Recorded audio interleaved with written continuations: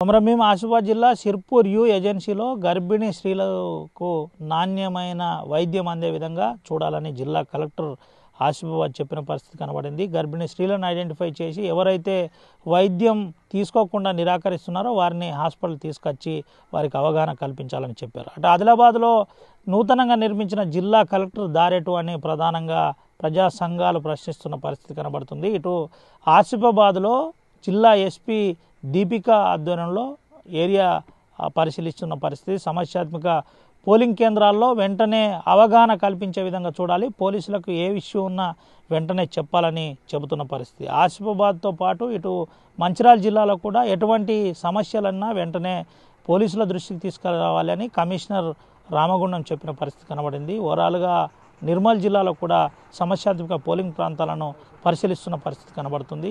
భారీ బందోబస్తు ఏర్పాటు దిశగా పోలీసులు ముందుకు వెళ్తున్న పరిస్థితి కనబడుతుంది.